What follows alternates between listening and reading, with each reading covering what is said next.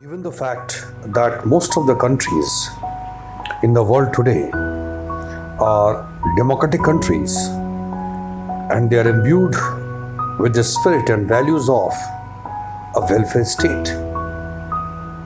So I mean to say, in most of the countries, you have democracy and the nature of the state is like welfare state. That's why you can see some kind of uniformity in the criterions that we apply globally these days to judge good governance. Or in simple words, you can say the concept of good governance, subject to some variants, the overall model of good governance in the context of democracies all over the world is gradually developing some criterions with universal relevance. I don't mean to say that there is a concept of good governance applicable to all the countries alike. Every country has its own model of good governance. But insofar as all democratic countries are concerned, we can see some amount of communities in the application of criterions or acceptance for certain values, to define governance as good. As for example, today when we think of good governance, or in other words, you can say it is difficult to think of good governance today without the factors of public participation, public accountability, then freedom of speech and expression, then ability of the government to widen the range of choices for people, healthy competition in the different sectors of economy, environmental protection, and many more things. It means good governance. In modern times, good governance is not merely about efficient and effective implementations of programs and projects. The scope of or thematic scope of good governance is getting, wider and wider day by day in keeping with the rising aspirations and needs of the society. Among such things, public participation and public accountability has become something without which it becomes difficult to conceive of good governance in the context of any modern democratic welfare state. What is clear? So therefore it is India, or it is America, or it is France, or the democracy of Australia, where we go. Wherever you have democracy in practice, it is difficult to think of good governance without public participation, without public accountability. Now come to the second point. Now, public participation in decision-making process, public participation in the implementation of, programs or projects, etc., and public accountability of the government agencies, all public authorities, is not possible unless people are, provided with relevant information regarding the what, how, and why of the government's functioning. It means information is the base of public participation and public accountability, because democracy is not something which is a one-time incident or affair.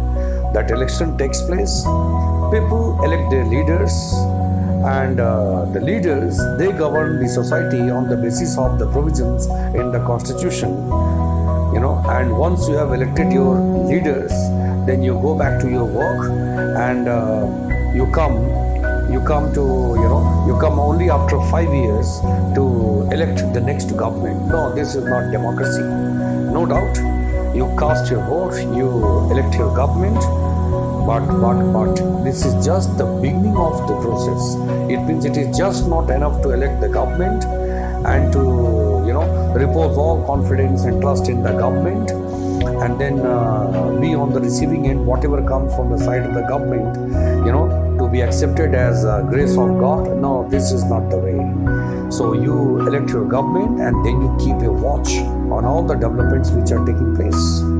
Then you keep exercising vigilance. You are required to exercise vigilance whether or not the government is making the most efficient, effective, judicious or innovative utilization of all the resources in furtherance of the cause of justice, in furtherance of the cause of public welfare and development.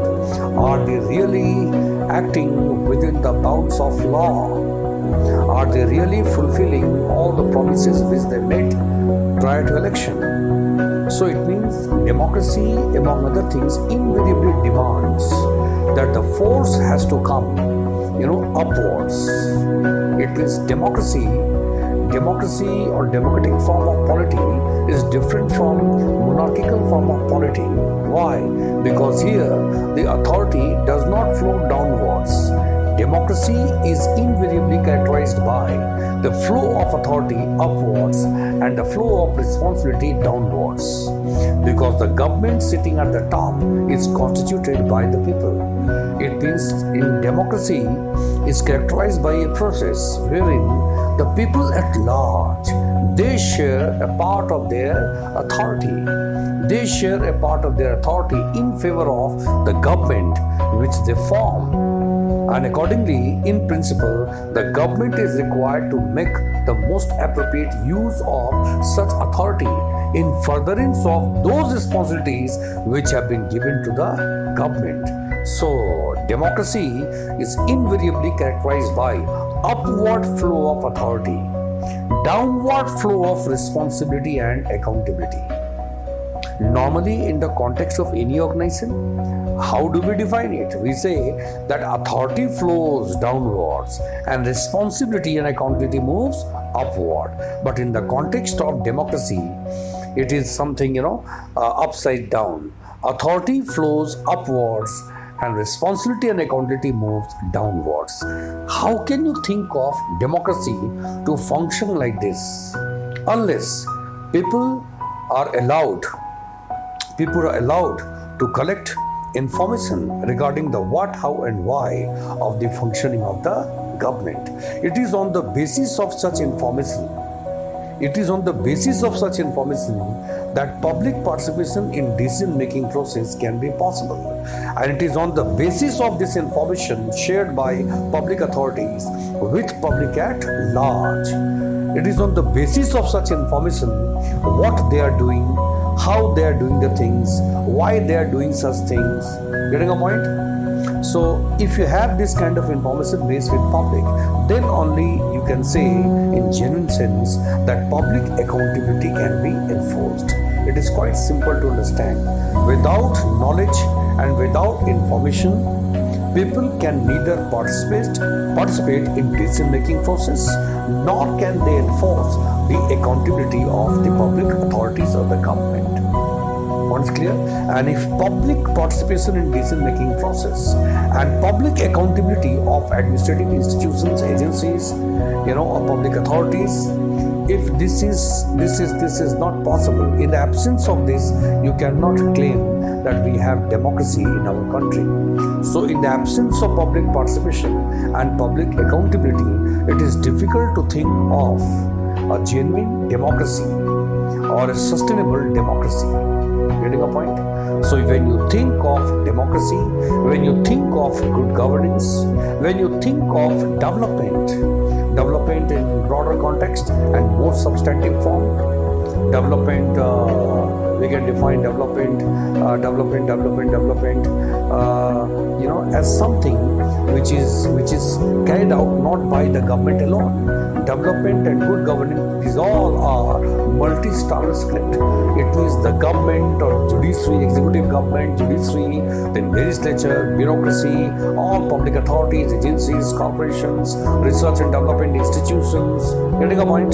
Then your developmental institutions, then civil society, media, public at large. When all of us work in proper rhythm with list of friction, least of friction and the highest level of coordination, then only we succeed in making the best possible utilization of total human and material resources available with us.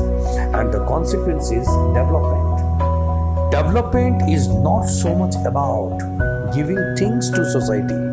Development is more about creating a conducive environment for the expression of potential of individuals and groups inside out.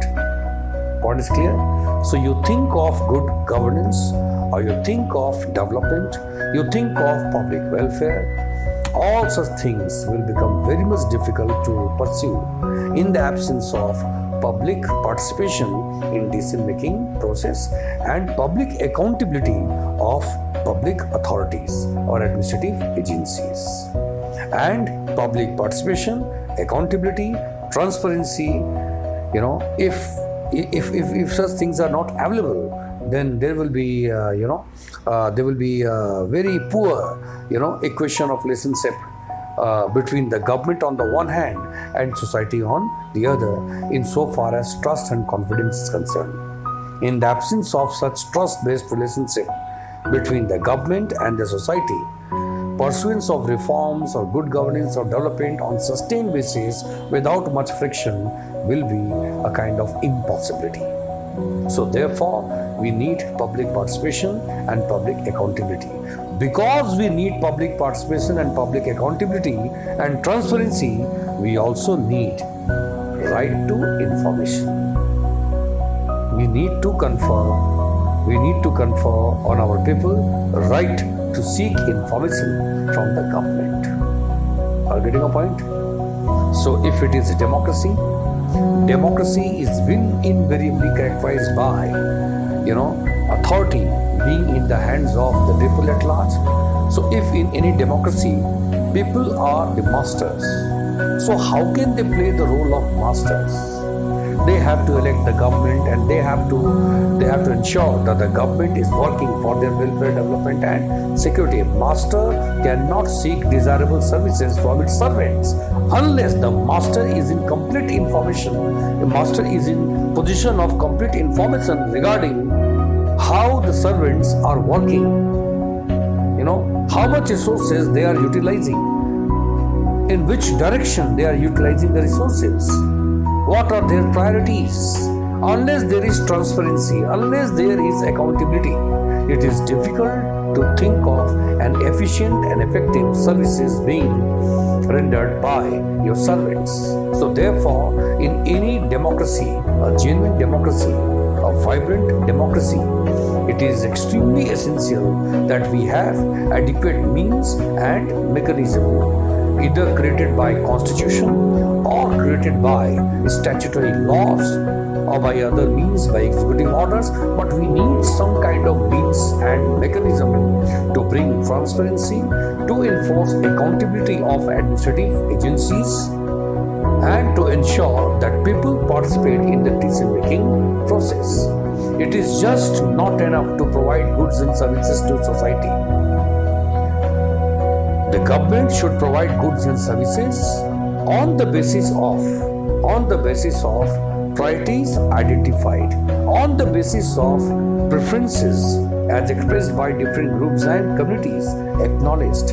It is not about just providing goods and services to society. The government has to interact with society. Then government has to understand their problems.